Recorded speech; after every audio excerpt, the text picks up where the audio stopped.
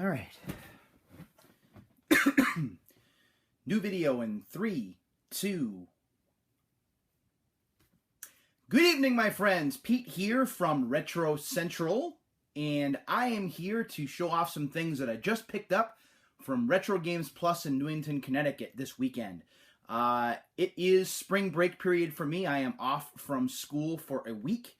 And I wasted no time in taking some time to get down to Connecticut and checking out one of my favorite video game stores around. I have a lot of stuff to get to, so I'm going to go ahead and I'm going to get to work. First off, for NES, I have resumed adding games to my NES library because I'm finding a couple that I actually have sincere interest in, either for myself or for my Retro Referee project, which I'll be working on this summer. The first thing that I picked up, and I'm not sure if you're going to be able to see it because it's kind of late here, this is Championship Bowling by Romstar right here. Romstar, also known for Magic Darts, as well as publishing Baseball Stars 2 for SNK. So that's Championship Bowling. Again, that's going to be a Retro Referee project for this summer. The other game I picked up that was loose for the NES, and is a game that I've had my eye on for some time, I just hadn't picked up. This is Star Soldier for the NES. It's a Hudson Soft game, but Taxan actually published it. What I find interesting about this is that it's a former Blockbuster video rental, and because I just did a consolation video about video game rentals not too long ago, I thought that that was pretty timely. This also went through Video Time, it looks like, in Fairfield, Connecticut. There's a little silver tab on the side there. This is a shooter. I love shooter games, and I've always had an affinity for the Star Soldier games, so it's kind of nice to have the original. Now some really cool stuff for the NES. I picked up 2 complete in-box NES games, and those are becoming more and more difficult to come across.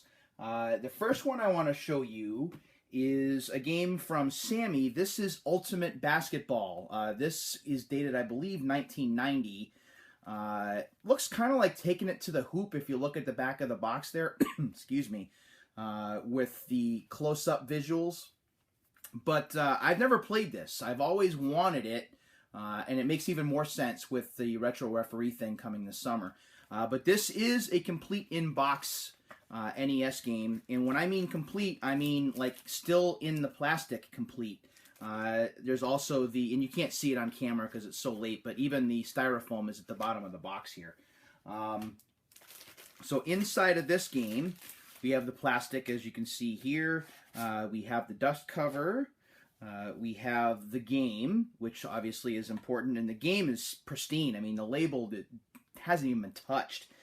Granted, it's a sports game. It doesn't have much value. But then again, the game's 25 years old, 26 years old. So that's pretty impressive, at least to me it is. Also in here, we have the instruction manual, which I consider to be very important. And something I always have a love of, although this isn't a registration card, but it's something for American Sammy Secrets. This was when they were located in Torrance, California. Are you ready for some more American Sammy? Join Team Sammy and receive free classified information on the latest hot titles from the Masters of Action.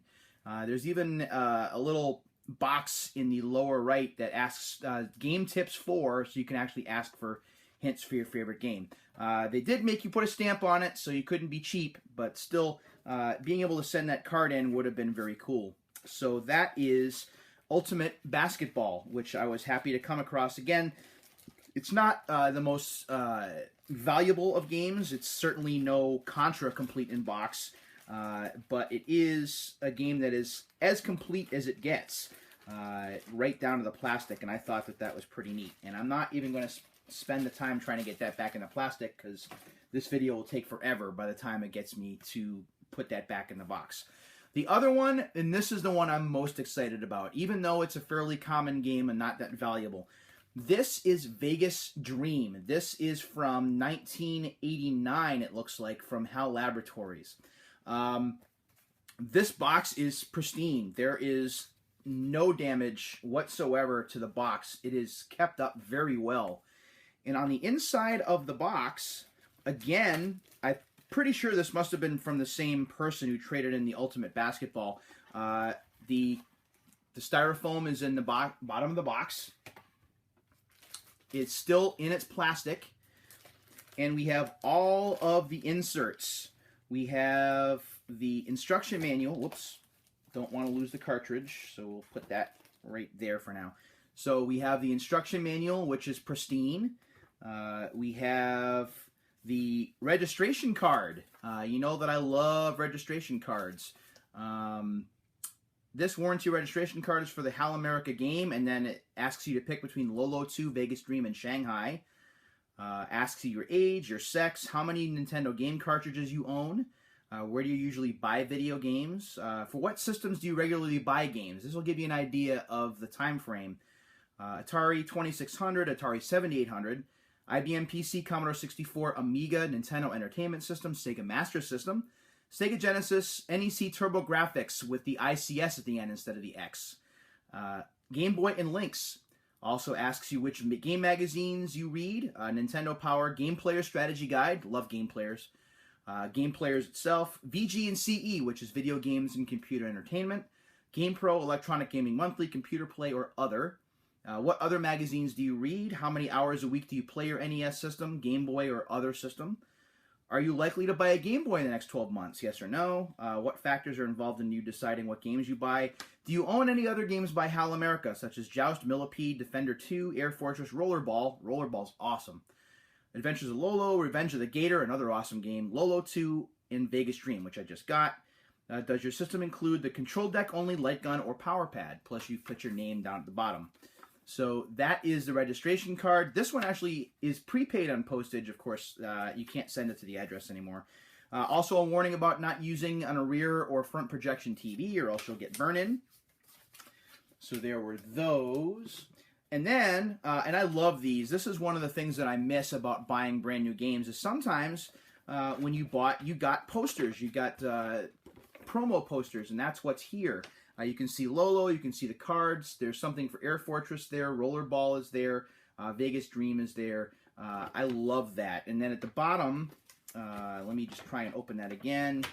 You can actually see the 4 titles. You can see Lolo, Vegas Dream, Rollerball, and Air Fortress. So this was a neat find. Very glad that I stumbled across it. Certainly happy to have this in my library. I had Vegas Dream already. But the fact that I actually have it complete is definitely nice. Also on the inside here is the Nintendo Power insert, so you could subscribe to Nintendo Power if you wanted to. And we also have the game cartridge. Again, the label is absolutely pristine. If this was something, I wouldn't go through the money, but this would be something you could probably get graded because it is as complete as it gets. In fact, the game is so complete that it even has the Electronics Boutique receipt, the original Electronics Boutique receipt from July 26th, 1991, where the person paid $54.99 for the game, plus $4.40 in tax, so $59.39, and that was back in 1991, so you figure in inflation, and this game is worth a lot more today. So that was an amazing find. Granted, it is a common game. It is not all that valuable.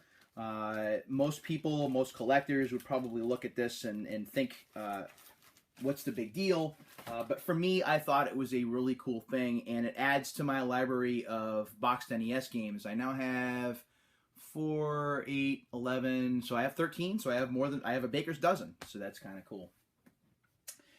Moving to Genesis, I picked up a few Genesis games as well, including a few complete in box. This right here is Hit the Ice from Taito. This was a very cool find. It does have the instruction manual on the inside, as well as the game cartridge. The case is in great shape. Excuse me. The back of the game case is pretty generic, which is a little surprising. I've never played Hit the Ice, so I'm very excited to try this out. This will be a first for me. What else did we get here? We've got G-Lock Air Battle, which was originally an arcade game. I have not played this either. Let's see. Not really a lot on the back of the case to go off of, except for a few screenshots. Unfortunately, the instruction manual is kind of beat up. This is what's left of the G-Lock manual. We've got the front cover, and then we've got just the naked manual itself. The good news is that the cartridge itself is still in great shape label-wise, and this was just a cool find. I am a big arcade game guy, so getting more coin-op conversions is always fun. A couple more games for the Retro Referee project. This here is Mario Andretti Racing from EA Sports. This is from Stormfront Studios and High Score Productions. Stormfront Studios went on to do even more things in later generations, and High Score Productions very popular with, excuse me, with the EA Sports line. This is from, let me see if there's 1994, so this game is 22 years old. On the inside, we do have the game cartridge, which is in probably B condition. We do have the game manual, which is fairly thick, as a lot of EA Sports manuals were. This is 56 pages worth. And there's also, as I love about these particular kinds of games, there's a poster in here. I'll see if I can get this open on camera to show you. One side of the poster is basically just advertising for EA Sports, NBA Showdown, FIFA Soccer, Madden 94. There's also just standard EA games down the bottom, like Road Rash 2, James Pond, The Haunting starring Poltergeist. But on the opposite side, we actually have some tips and some hints for the game, which is pretty cool. I haven't looked at those yet, but I will before I start playing the game. And again, this is for the Retro Referee project, something that I'll be hoping to cover in the weeks and months to come, once I actually am finished with school for the summer and can spend some time. Have to forgive the cough. I'm still a little under the weather. This time of year, excuse me, this time of year, I have an allergy cough. So during the early part of the spring and the early part of the fall, I tend to be very hacky, which is kind of unfortunate. One more game. This is John Madden Football 92, another EA Sports game under the EASN logo, the Electronic Arts Sports Network, which was their ESPN ripoff. Opening up the game case, again, we do have John Madden Football 92 in fairly good shape. Also on the inside of the game case, we have a registration card, another one of those registration cards that I like so much. I'm not going to read all of this off this time. Although it's interesting that what other type of video game system do you own? Super Nintendo or Sega CD is kind of interesting. So there's the registration card. There is information about the 1-900 tip line. So if you wanted to run up your parents' phone bill, you certainly could do that. You could also call a 1-800 number if you wanted to order games directly from Electronic Arts. There's also the manual for John Madden Football 92, and this is another hefty manual. This sucker is 80 pages in length, just about. And on the back, it talks about NHL hockey, PGA Tour golf, and Lakers versus Celtics, I believe. And there's also an EA Sports poster in here. And that's what the front of the poster looks like. And on the back, just like the Mario Andretti poster, you do have some advertising from EA Sports games. So, that's what's inside of the John Madden football cartridge. And we will put that back. All right. And we are nowhere near done. I'm just getting started. Let's talk Super Nintendo really quickly. And there really isn't a lot of Super Nintendo for me to go over this time, just a couple. This is Super Battle Tank War in the Gulf, which is a game I never played when it came out, probably because war games I'm not really into that much. But after reading an article about the sequel in Nintendo Power and how these games are less simulation and more almost like shooting galleries, I figured I would give it a shot. So there is Super Battle Tank. This next one I am attributing directly to my buddy Chris from Classic Gaming Quarterly. Chris did a great read-through of Game Fan magazine from late 1992, I believe. I'm forgetting the date because it's late at night here. But this is Pro Quarterback from Trade West. Now, I have the Genesis version, which, by the way, is terrible. However, when Chris read a Game Fan segment that was talking about football games for late 1992, this was actually the best of the lot, according to Game Fan reviewers. So, there might be something I missed here. I have to find out for myself. So I got the game. It was fairly cheap, and I'm looking forward to trying it out for the Retro Referee project. Let's talk Sega CD. I even picked up a couple of Sega CD games. We're kind of touching on almost all of the systems here. This is Lodestar, The Legend of Tully Bodine. This is from 1994, another game from 1994. And this game apparently features Ned Beatty as a scientist in the game. Ned Beatty and Barry Primus in the first episode in the epic story of Tully Bodine. Was there more than one episode? I don't know.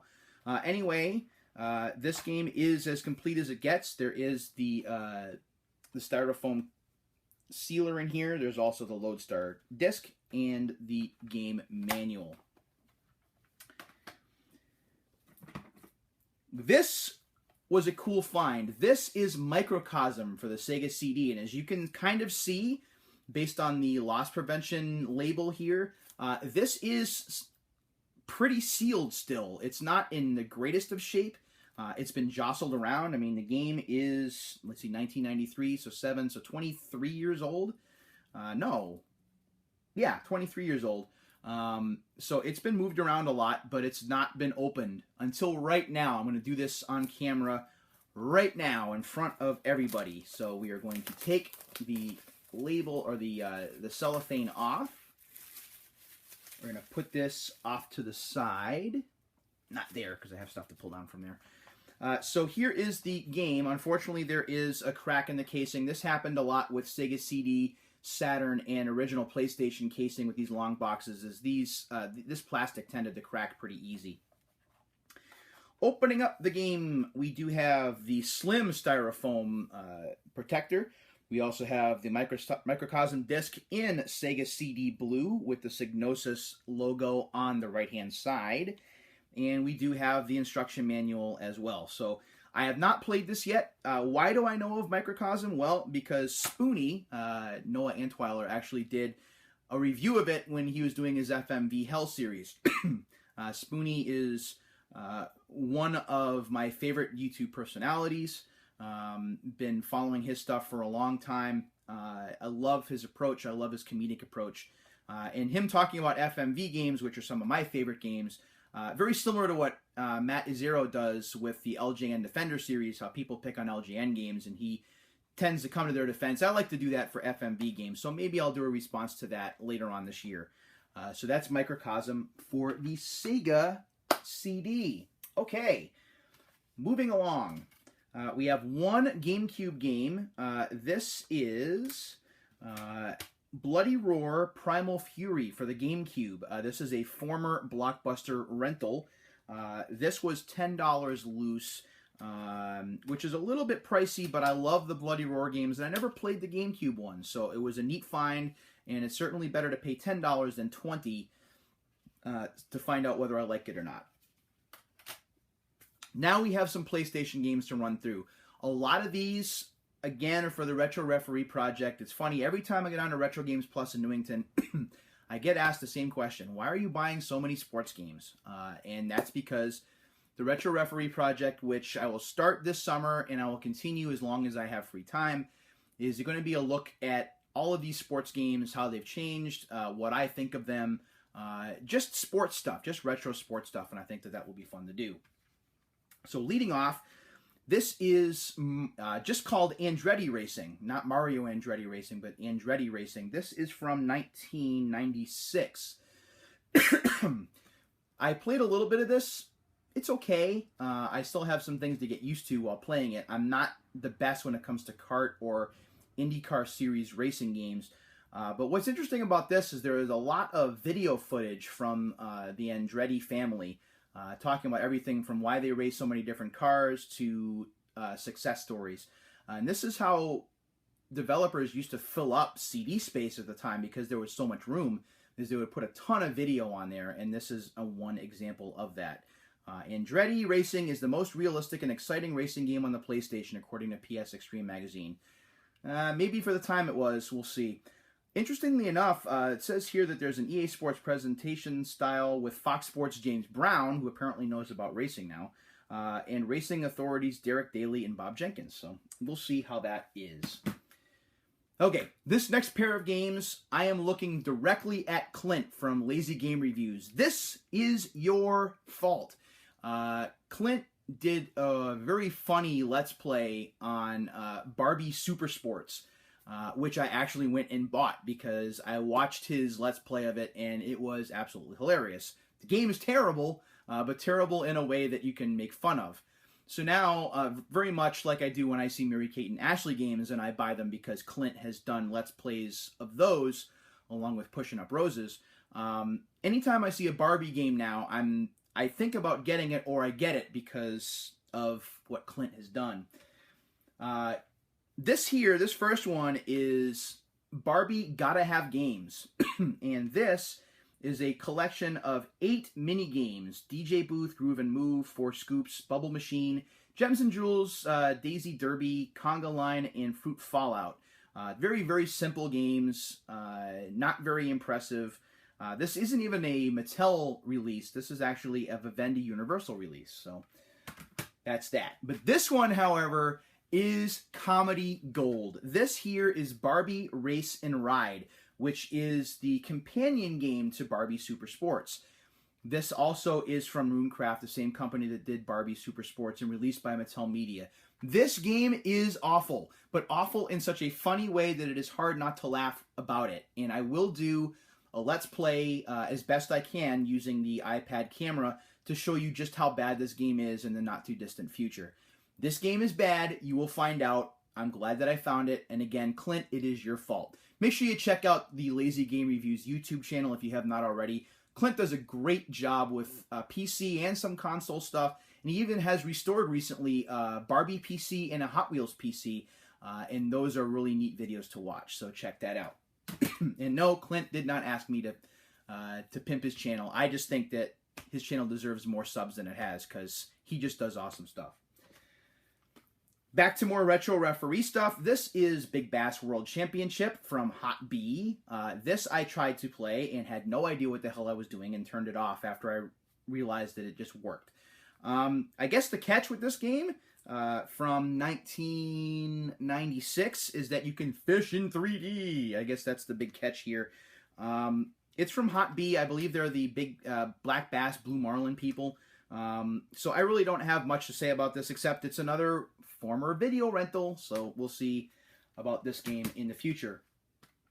This is Kart World Series from 989 Sports, although this was before it was 989 and just when they were Sony Computer Entertainment America.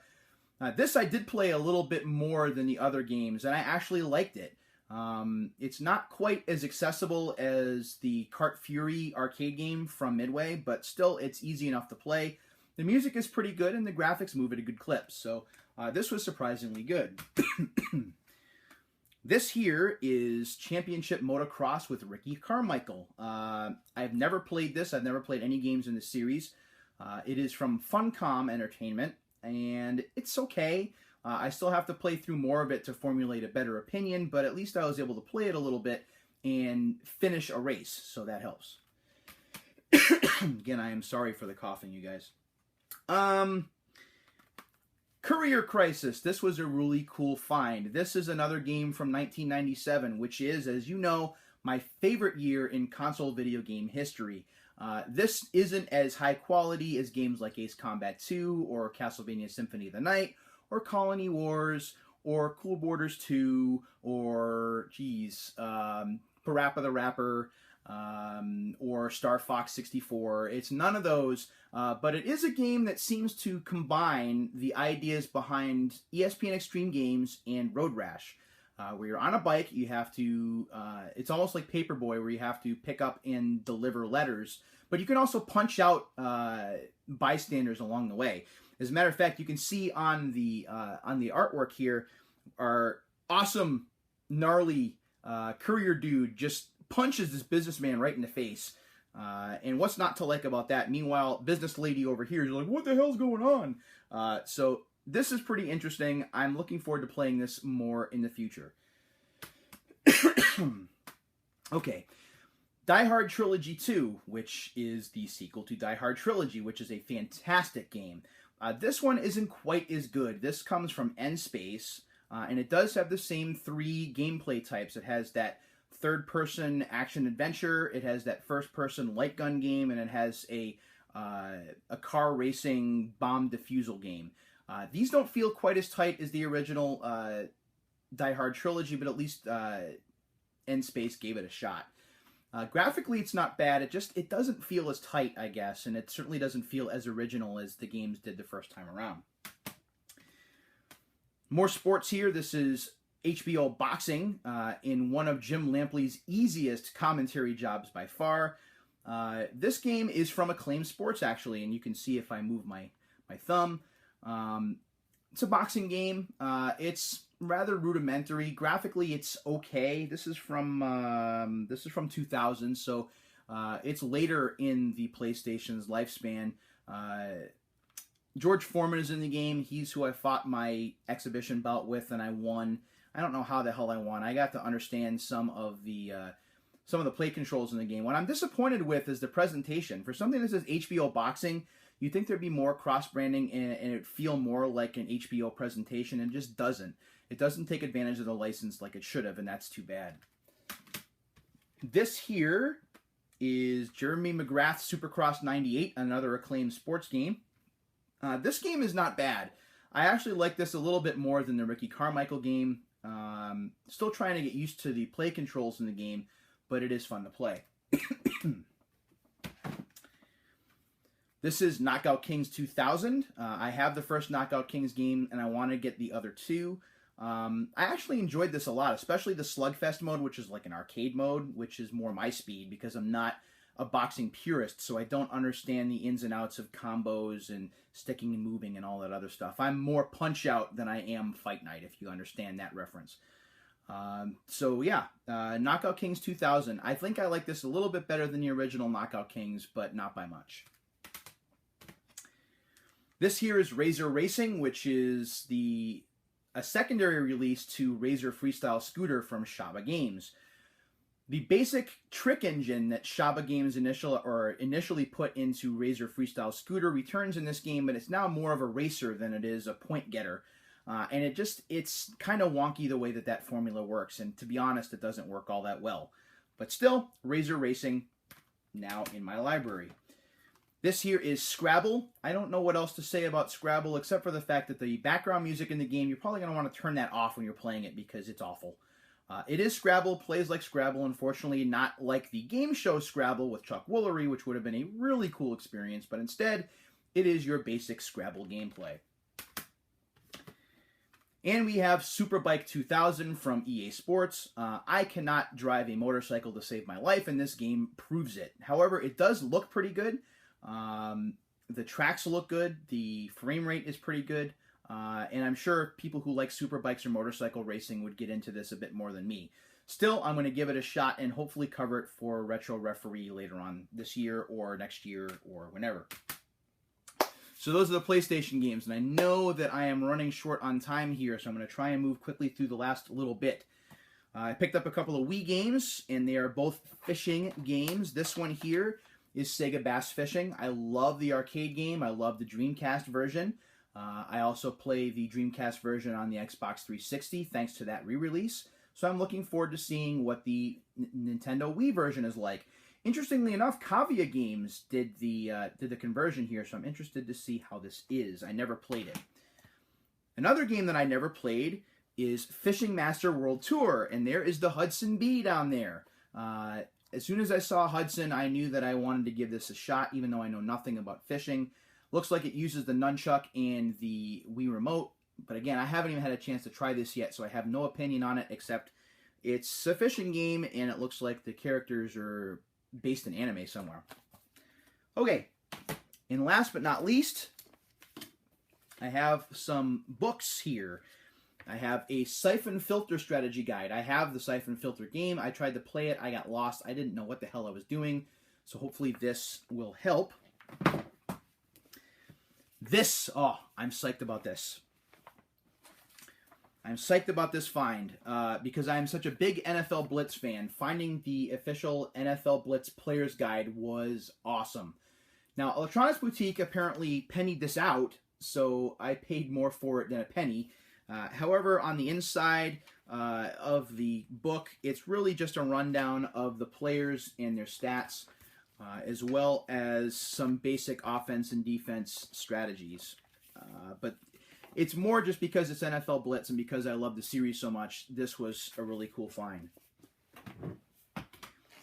And I got some more Nintendo Power issues. I thank each and every one of you who checked out the last Get In or Get Out, or the very first Get In or Get Out video where I read letters from Nintendo Power magazines, which convinced me that I should get more, so I'll have more letters to read and continue these series in the future. So we have Volume 24, which features Vice Project Doom, and I'm excited to get this also because I have Vice Project Doom in my library, and maybe this will help me beat the game. I also have volume number 40, which features Felix the Cat. Unfortunately, the